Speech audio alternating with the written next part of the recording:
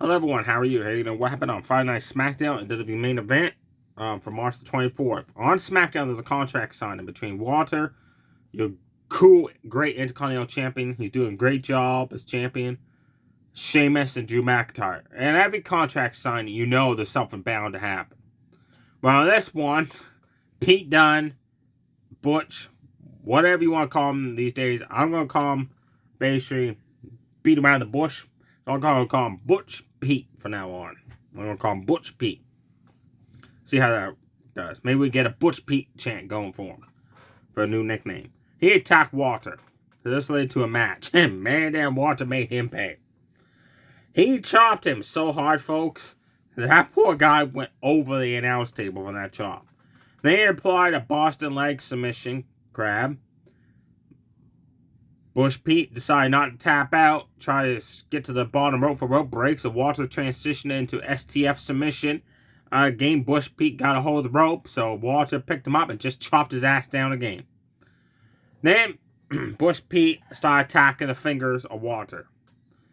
Then he delivered a top rope stomp across the arm of him, hit two enziguri kicks, which stunned the champion. Walter had enough of this. Running drop kick into the corner. Powerbomb, match over, Walter retained. After the match, during the match, there was a backstage moment where Sheamus and Rich Holland attacked Drew McIntyre outside the ring, So it looks like they're going to break up Drew McIntyre and Sheamus already as a tag team. But then again, next week on SmackDown, they're announced to face Imperium. So it looks like I'm kind of curious what they're doing. Is Drew McIntyre and Sheamus going to end up feuding with each other? Or they're going to become a tag team like Sheamus and Cyro did, where they didn't like each other, but they worked good as a tag team. I'm kind of curious where they're going with that. Also on SmackDown, sorry, almost fell off my chair there. This chair is kind of loose. There was a qualifying match.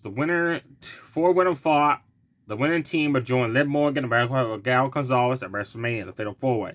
So we had the team of Lacey Evans and Xia Li against the team of Natalya and Chelsea Blackheart. This match was not all that good. Xia Li did one or two moves, that was it. Natalya spent like 95% of the match outside the ring on the ring apron till Xia Li knocked her off of it, and then she got up on the ring apron again. So Chelsea Blackheart did the best she could. She did like a suplex, some kicks, strikes, that's about it. Lacey Evans at one point did a nice, she ran and went and do a Bronco Buster, like X-Pac used to do in the corner, but she stalls, she goes up and then she comes down and does it, so that was cool. We almost had a wardrobe malfunction, folks. Lacey Evans, one of her straps on a bra came undone, but she quickly refastened them. Like, dang it. I was hoping for a wardrobe malfunction right there, but it did not happen. Lacey Evans accidentally hit Xia Li with the woman's right and laid her ass out. Then Natalya tagged in her and Chelsea Blackheart double team move on Lacey. Then Natalya applied the sharpshooter for the submission win. So Natalya and Chelsea Blackheart go on to WrestleMania. After the match, Ronda Rousey and Shayna Baszler return. They've been off TV because Ronda Rousey again has refused. I don't know what her issue is, but she does not want to face Becky Lynch for some reason in a one-on-one matchup. They tried for the last 3 years in a row to get Ronda Rousey versus Becky Lynch one-on-one at WrestleMania. Or one-on-one at any event. But for some reason, Ronda Rousey refuses to face Becky Lynch. So, they took her off TV for a while to figure out what else to do. So, they're going to put them in the Fatal 4-Way tag. They announced they're in the match. One slot is left. And we're going to find out on Monday Night Raw or SmackDown next week which final slot we'll go to. Candice LeRae and Nikki Cross is going to go to another team that's never teamed before, or is it going to be like a surprise return? And here's what I'm thinking. The Iconics loved them as a tag team throughout the years. Then they left and wanted to go pursue the career elsewhere. They went to Impact Wrestling. They didn't really get much of a major push there, so they have left. I'm wondering if the Iconics is going to be the fourth team. That'd be huge. Because the Iconics were a very good tag team. And back when there wasn't very many women tag teams going on, they were owning that division for what it was. So it'd be nice to see the fourth slot go to the Iconics. Let me know below in the comments section who you think that 4th slot, that Women's Tag Team is going to go to. Is it going to go to the return of possibly the Iconics? Is it going to be for Candice LeRae and Nikki Cross, who looks like they're going to be forming a tag team, or is it going to be just 2 random women thrown together? We had LA Knight versus Rey Mysterio. This came about from a backstage segment last week. Great match. As soon as that bell rang, these guys started throwing haymakers. Like, I have never seen Rey Mysterio so pissed off in my life recently. But last night, he just took an LA Knight, folks, with some punches. He, Hurricanrana him to the outside, did that slide, splash off through the bottom rope to the outside. Baseball slide, drop kicked LA Knight. He was all over LA Knight. Snapped Hurricanrana into the ropes. Went for the 619. LA Knight blocked it. Then Dominic Mysterio came out to watch the match. That distraction allowed LA Knight to pull Rey Mysterio off the top rope, deliver one hell of a nice running neck breaker, picked him up and just power slammed him down. Then he drove his knee right to the back of Rey Mysterio. You could hear Rey Mysterio scream after that move. And then he stumped away at the back. Then Rey started fighting back again. Hit out of her, Corona into the ropes. Went for a second 619, but this time Dominic tricked him. Now that LA Knight to pin Rey Mysterio for the 1-2-3. After the match, it's going to happen. Rey Mysterio had enough. He punched Dominic, knocked his ass down, and he accepted the match for WrestleMania. Dominic versus Rey Mysterio. Father versus son of WrestleMania. But they're not sure yet what night that's going to happen. The last match on SmackDown was a good match too. For the first time in 6 years, Cody Rhodes wrestled on SmackDown. He took on Imperium member Ludwig. Da Vinci was at ringside because during this match, Walter was getting ready backstage for the contract signing.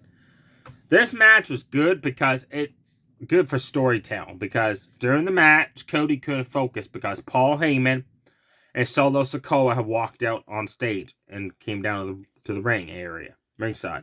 So Cody could not focus during the whole match, which I like seeing that. And now allowed Ludwig to hit like a gut wrench suplex, overhead suplex out of the corner. At one point, Cody hit one hell of a disaster kick.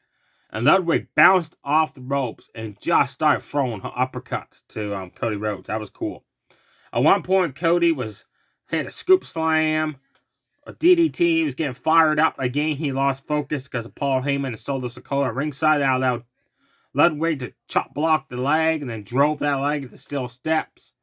Cody finally ended up winning the match with the Cody Cutter and then the Crossroads for the 1-2-3. After the match, it's announced on Monday Night Raw, Cody Rhodes must face Solo Sikoa. That should be a good match.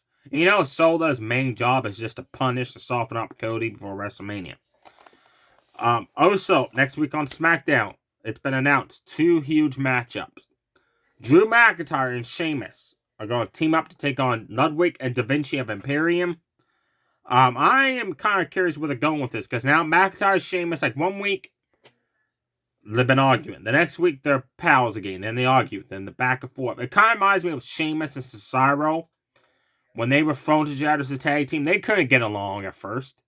Then over time, they became a well-oiled fighting machine. So maybe that's what they're going to go with Drew McIntyre and Sheamus. Or maybe the Braun Brewster just attacks Drew McIntyre. That'll start a whole rivalry feud. Also next week, it's Andre the Giant Memorial Battle Royal.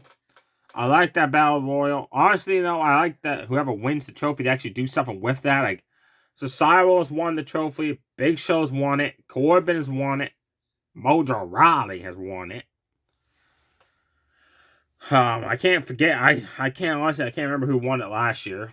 I apologize about that. Or even if they did have the Battle Royal. The last winner, I can't remember who that was. So this year, it's basically for anybody that doesn't have a WrestleMania matchup. It's going to have a Battle Royal on SmackDown.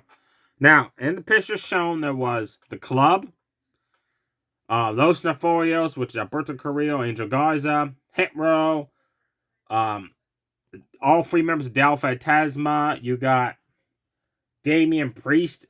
I don't think he was actually shown. Bronson Reed was, I know that. LA Knight, Xavier Woods, Karrion Kross, Madcap, Baron Corbin, and Bobby Lashley. So that shows you right there that Bray Wyatt is not going to be able to do WrestleMania. So Bobby Lashley's taking off WrestleMania, apparently. He's added to the Battle Royal, but then I read online that he's going to face LA Knight at WrestleMania. So maybe this will lead to some of the Battle Royal that will lead to a match at WrestleMania. Like maybe LA Knight will eliminate Bob Lashley or they'll eliminate each other. Now on to main event. Bronson Reed took on NXT's Nathan Frazier. Bronson Reed just beat the shit out of him. Just destroyed him. Then Nathan Frazier had a jawbreaker, back-to-back enziguri kicks. Did a hurricanrana, sent Bronson Reed face first into a turnbuckle. Then he did a springboard drop kick off the ropes with a fine knockdown. Bronson Reed, but Reed just got up, clotheslined him, powerbomb, 2 Sami off the top rope for the 1-2-3. Bronson Reed's now 7-0, undefeated in single matches since his return to WWE. The other match was Shelton Benjamin, alongside Cedric Alexander, Prime Alexander, and MVP, against NXT's Charlie Dempsey. Now, some of you may not know this. Charlie Dempsey is a son of a former WWE superstar. I'm not gonna say who it is. I want you to guess below in the comment section who you think it is. I'll give you some hints. This superstar, he's a ladies' man. He's a former general manager. He was a long-time general manager of NXT.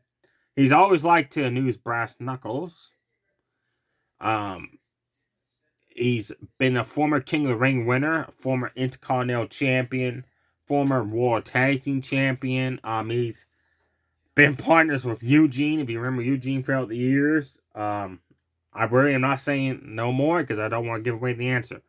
So guess from those clues, guess below in the comment section who you think Charlie Dempsey is the son of. And I'll let you know in my next video if you're right or wrong. Great match these two guys put on. Man, it was back and forth matchup. Dempsey had a nice Northern Lights suplex and then just tossed Shelton Benjamin outside. Shelton Benjamin hit one hell of an awesome super kick. And Charlie Dempsey came off the ropes from that and just leveled him with an uppercut. Then just started hitting rapid fire uppercuts. They started exchanging forearms. Dempsey went suplex off of that. Shelton Benjamin won the match with a running knee to the face in the corner. And then as Charlie Dempsey came out of the corner, Benjamin hit pay dirt for the 1-2-3. Check that match out if you can find it online, folks. There you have it. Yes, let me also know below who you think the final Women's team would be in that matchup and stuff like that. Also, I'd like to know your picks on who will win the Andre the Giant Memorial Battle Royal. I'll go with Bronson Reed because that guy's on a roll. And who the hell is going to get Bronson Reed over that top rope unless they gang up on him? I think that's the only way it's going to happen. Stay safe, everybody. Too sweet. Bye.